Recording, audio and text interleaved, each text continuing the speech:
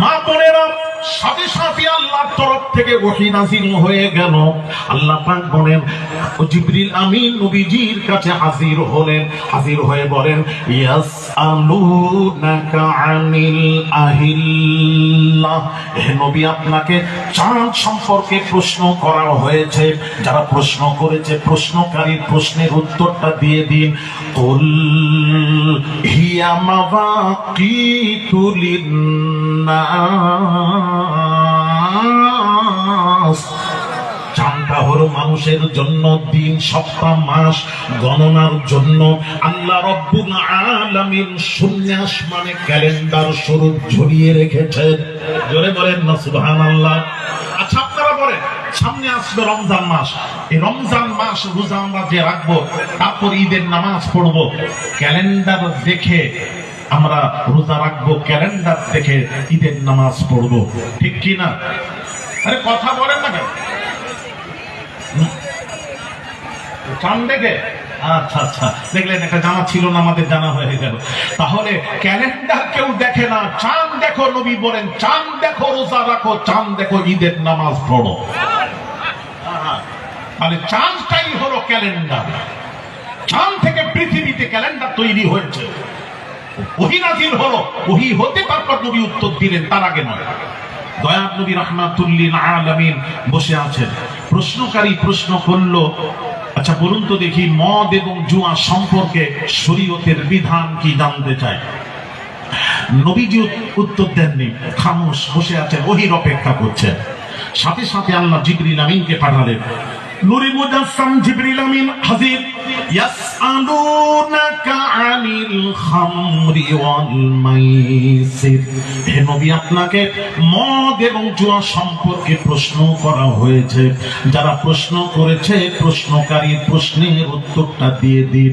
কুল ফীহিমা ইসমুন কাবীরু ওয়া মানাফিউ লিন-নাস,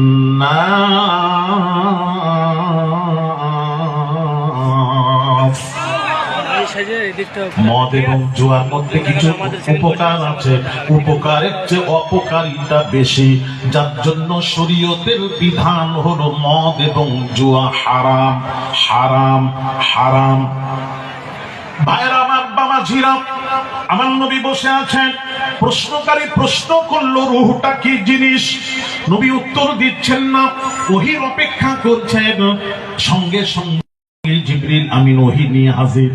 ইয়াসআলুনাকা আনির রূহ, হে নবী আপনাকে রূহ সম্পর্কে প্রশ্ন করা হয়েছে। যারা প্রশ্ন করেছে, প্রশ্নকারীর প্রশ্নের উত্তরটা দিয়ে দিন। কুলির রূহু মিন আমরি রাব্বি, রূহটা হলো আল্লাহর হুকুম ব্যতীত অন্য কিছু নয়। ভাইরা আমার, বাবাজিরা, যা আমি বলতে যাচ্ছি, পুরো নবী কোন কথা আল্লাহ ছাড়া কোনো কথা বলেননি। যা বলেছেন সব ওহী, সব হলো আল্লাহর কথা। আল্লাহও বলছেন আমার নবী যা বলেন সব আমার কথা। এই জন্য কোরআন হলো, কোরআনে যা আছে, কোরআন হলো আল্লাহর বাণী, হাদিস শরীফ রাসূল পাক সাল্লাল্লাহু আলাইহি ওয়াসাল্লামের বাণী। বাণী দুই, বাণী দুই, কথা এক। বাণী দুই, কথা এক। কোরআনে যা আছে আল্লাহর কথা, হাদিস শরীফে যা আছে আল্লাহর কথা। কথা এক, বাণী দুই, কথা এক, বাণী দুই। ভালো করে বোঝার চেষ্টা করুন, আপনি যা ঠিক করে এখান থেকে যাবেন। বাণী, আমার কথা কি আমি কি বোঝাতে পারছি আপনাদেরকে? মন তো পড়ে আছে অন্যদিকে।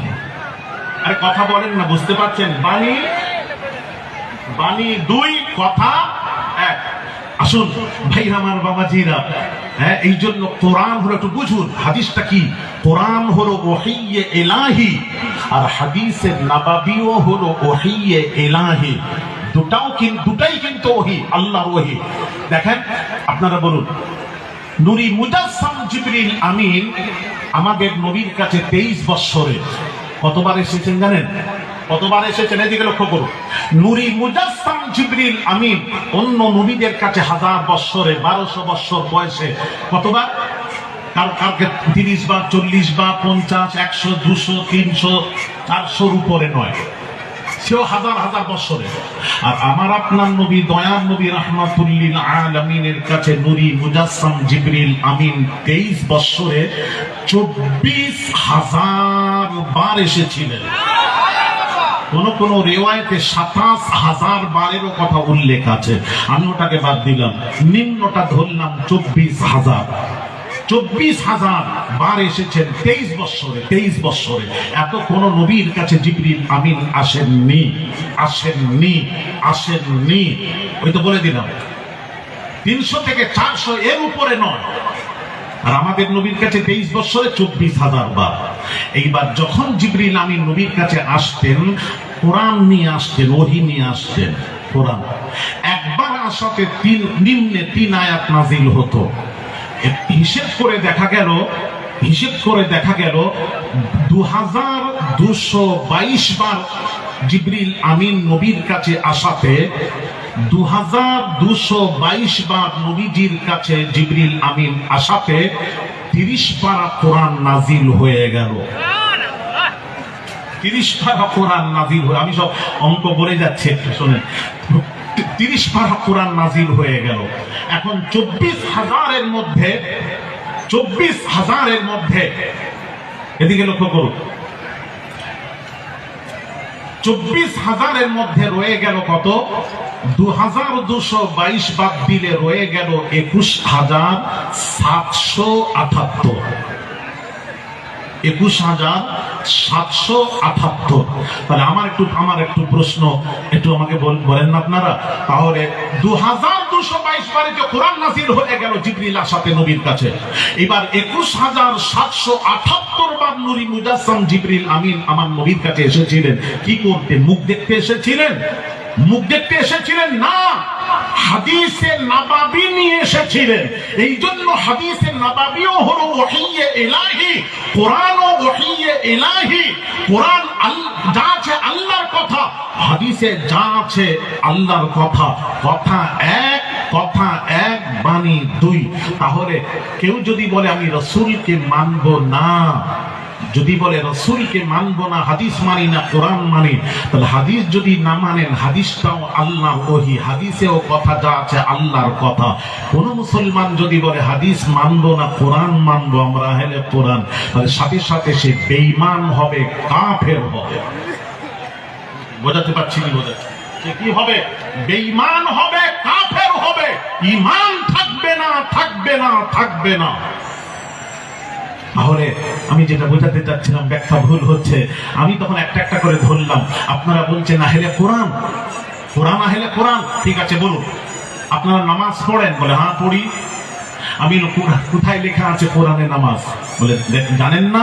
আমি জানি না বই তো জিজ্ঞেস করছি। বলে কোরআনে দেখেন 82 জায়গা আল্লাহ বলেছেন আকিমুস সালাহ।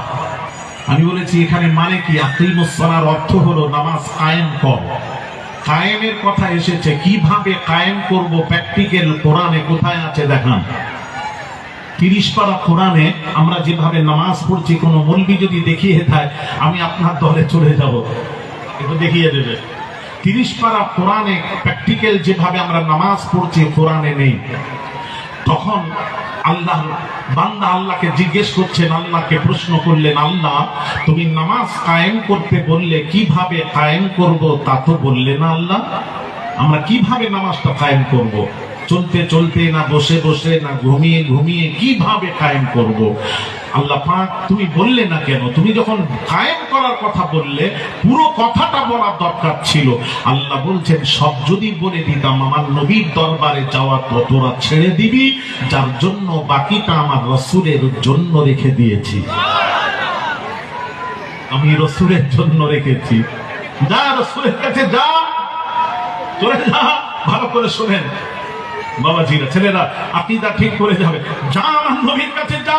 সব নবীর কাছে দ্বারস্থ হলো, গিয়ে হাজির হয়ে বলছে ইয়া রাসূলুল্লাহ, আল্লাহ কোরআনে নামাজ কায়েম করার কথা বলেছেন, কিভাবে কায়েম করব? 30 পারা কোরআনে কোথাও নেই, কিভাবে কায়েম করব? আল্লাহ নবী বলছেন, আল্লাহ যদি সব বলে দিতেন আমার প্রয়োজন তোরা মনে করতিস না, বাকিটা আল্লাহ আমি রাসূল আমার জন্য রেখে দিয়েছেন। তাহলে ইয়া রাসূলুল্লাহ, তাহলে নামাজটা কিভাবে পড়বো? নবীজি বলছেন, এই এই শোন সাহাবীরা, নামাজ কিভাবে পড়বে কোনো মাদ্রাসায় যেতে হবে না, তোদের শিখতে হবে না, কোনো মাদ্রাসায় যাবে না। আমি রাসূল কি বলছি শুনুন, সাল্লু কামা রাআইতুমুনি উসাল্লি, নামাজ পড়ো যেভাবে রাসূলকে নামাজ পড়তে দেখো। আমি রাসূলকে যেভাবে নামাজ পড়তে দেখো সেইভাবে নামাজ পড়ো। নবীর সোজা হয়ে দাঁড়ানোটা কিয়াম হয়ে যায়, নবীর ঝুঁকাটা রুকু হয়ে যায়, মাথা মোবারকটা জমিনে রাখবেন সুজুদ হয়ে যায়, আরামে বসাটা বৈঠক হয়ে যায়, বৈঠক হয়ে যায়। রাসূলকে সামনে দিয়ে তোমরা নবীর অনুসরণ করো তো নামাজ পড়ো, নামাজ হয়ে যাবে। ভাই আমার বাবাজিরা, আমি বলবো নামাজে যে আপনারা নিয়ত বাঁধেন, নিয়ত বাঁধেন, এই নিয়তটা কোরআনে কোথায় আছে? আমি আহলে কোরআন ওদেরকে জিজ্ঞেস করছি, নিয়তটা আপনারা কোথায় পেলেন? কোথায় পেলেন আমাকে আগে বলুন। কোরআনে 30 পারা কোরআনে নিয়ত নেই।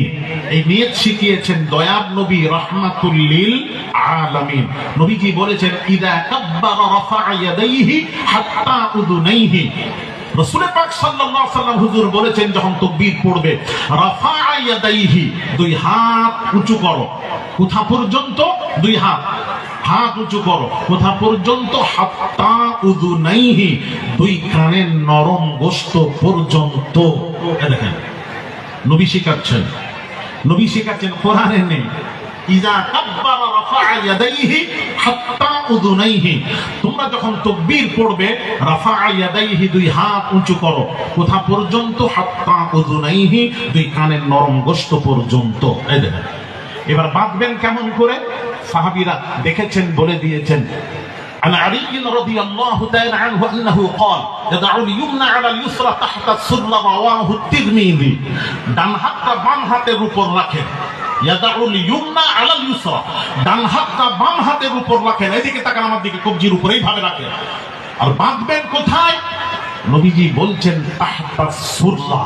সাহাবী বলছেন নবীকে দেখেছি নবী বাঁধতে তাহতা সুররা, নাভির নিচে। আল্লাহু আকবার, ছেড়ে দেন, হাতটা চলে যায় নাভির নিচে। আমার নবী নামাজ শিখিয়েছেন, কোরআনে তো নামাজ নেই। এবার আমি একটা ধরেছি, আমি বললাম বাবা তোমরা তো আহলে কোরআন, বলে হ্যাঁ আহলে কোরআন। আচ্ছা বাবা একটা কথা, প্রশ্নের উত্তর দেবে, আপনাদের মধ্যে হাজী সাহেব কে আছেন? বলে এই তো হাজী, অনেকগুলো হাজী আছে। আমি ডাকেন, সবকে ডাকা হলো? বলে না, আরো থাকলে ডাকেন। ডাকার পর আমি বললাম হাজী সাহেব হজ করেছেন? বলে হ্যাঁ হজ করেছি। আমি বললাম হাজী সাহেব একটা প্রশ্নের উত্তর দেবেন, একটা প্রশ্নের উত্তর দেবেন। আমার দিকে মনোযোগ, মনোযোগ, ওদিকে নয়, ওদিকে না, ওরা তাদের কাজ করছে, আমার দিকে মনোযোগ। আস্তে আস্তে সব হবে ইনশাল্লাহ, সব হবে। হ্যাঁ আস্তে আস্তে যেগুলো দেখছেন এগুলো আস্তে আস্তে ইনশাল্লাহ আল্লাহ সঠিক বুঝ আতা করেন, এগুলির থেকেও আমরা বাঁচার চেষ্টা করব আস্তে আস্তে। সব একসাথে হয় না কখনো। আমার নবী একসাথে গিয়ে বাবাজি মদিনাতে ইসলাম যে প্রতিষ্ঠিত করেছেন, একদিন গিয়ে একবারে করেননি, কত কষ্ট করেছেন, তাকে রক্ত দিতে হয়েছে, খুন মোবারক দিতে হয়েছে, কত কষ্ট করে আল্লাহর দ্বীনকে আল্লাহর জমিনে প্রতিষ্ঠিত করেছেন। দয়ার নবী রাহমাতুল লিল আলামিন প্রতিষ্ঠিত করতে গিয়ে কত মার খেয়েছে। ভালো কাজ করতে গিয়ে যদি কোনো মার খাও, বাধা বিঘ্ন যদি আসে, ভাববেন এটা আল্লাহর কাছে কবুল হচ্ছে, কবুল হচ্ছে, কবুল। যারা এই কাজ করছেন আমি বলবো বাধা বিঘ্ন আসবে, আপনাকে ধৈর্য ধরে সবর করে আপনি কাজ আগাতে থাকেন, ইনশাআল্লাহ। আল্লাহ পাক কোরআনে বলেছেন ওয়াকানা হাক্কান আলাইনা নাসরুল মুমিনিন। আল্লাহ পাক বলেন হকের উপর থাকো, আমি আল্লাহ হকের উপর থাকলে তার সাহায্য সহযোগিতা আমি আল্লাহ আমার উপর ওয়াজিব হয়ে যায়। হকের উপর থাকলে আল্লাহর সাহায্য সহযোগিতা তার ওই বান্দার উপর ওয়াজিব হয়ে যায়, ওয়াজিব হয়ে যায়, ওয়াজিব হয়ে যায়। চিন্তা করবেন না, আল্লাহ আপনার সাথে আছে। ভালো কাজ করবেন, আল্লাহ আপনার সাথে আছেন, এগোতে থাকেন। সব আস্তে আস্তে হবে, তাড়াহুড়ো না। ভাইরা আমার, বাবাজিরা, এদিকে লক্ষ্য। গার্জেন যদি ঠিক হয়ে যায় তাহলে সব ঠিক হবে।